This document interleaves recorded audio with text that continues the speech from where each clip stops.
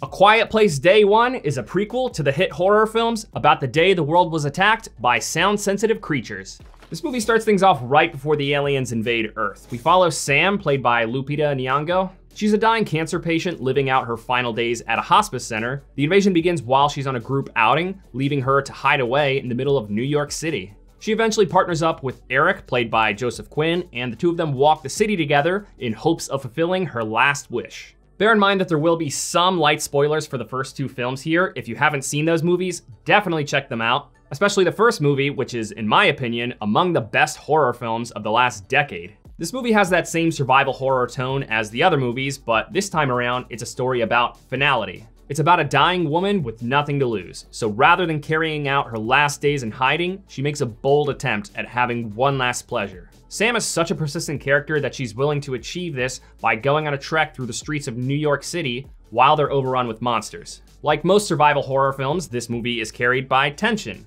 These characters are constantly having to watch their every step and pick up and put down objects without making the slightest sound. This might be a good time to clarify for those of you who have not seen the Quiet Place movies that these monsters cannot see, but they do have very sensitive hearing, forcing everyone to remain silent. So there's almost never a dull moment because at just about any point, somebody could trip, bump into something, or drop something and lure a bunch of monsters to them. One of the critical elements of the film and the whole franchise is the sound design. We have a lot of scenes that are nearly silent, but they do add Foley for some of the very slight movements and actions they make. If somebody makes a footstep, you will hear a very low decibel footstep, which really forces you to open your ears. This of course makes the louder, more abrupt sounds all the more jarring because at that point you've adjusted your ears to where abrupt sounds at a normal volume are now very loud. So the sounds of monsters running rampant through the city are just thunderous and riveting. Even for the interior scenes where the monsters are outside, you still really feel their presence. This movie really scratches that itch that I've had since the first movie of wanting to see a Quiet Place film in a more lively urban setting.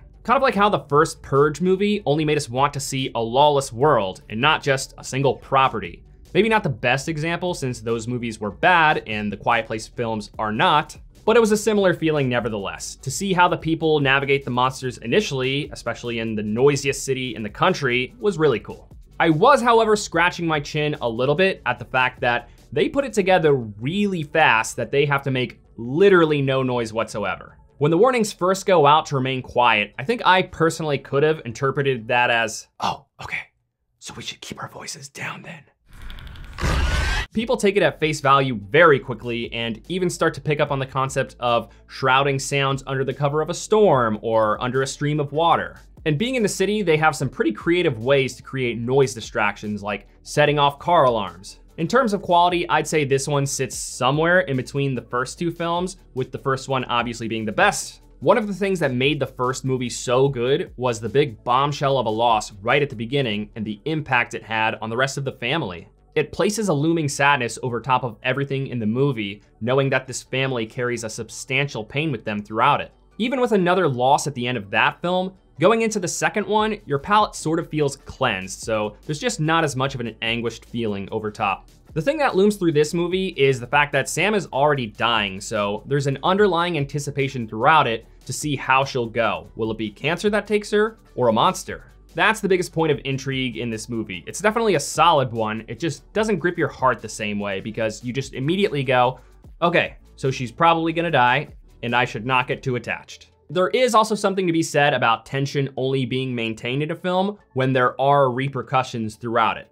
When enough scenes go by when our main characters are successful evading the monster attacks, unharmed or barely scathed, things gradually just start to feel less tense. This movie does have a few jump scares, which is honestly perfect. A lot less is a lot more, otherwise they just start to become predictable. Some horror films love to overuse them as a substitute for good story, but this movie had enough to carry itself besides cheap horror gimmicks. I really liked this group of characters, though I do kind of feel like we could have been introduced to Eric, Joseph Quinn's character, a little bit sooner, even if it was before he met Sam. Henry, played by Jaimin Hansu, is also in this movie. We met him in the second film, so I was excited to see what they would do with him here. They definitely could have made better use of him. I'm not saying that they should have, but there was definitely some potential for him to be a bigger character than he actually was. Nevertheless, this was a solid film. It's frightening, touching, and full of energy. It's an exciting film overall, and it's definitely one worth seeing in theaters. This was a good time. It's definitely a welcome adaptation to this franchise and makes me even more excited for A Quiet Place Part 3.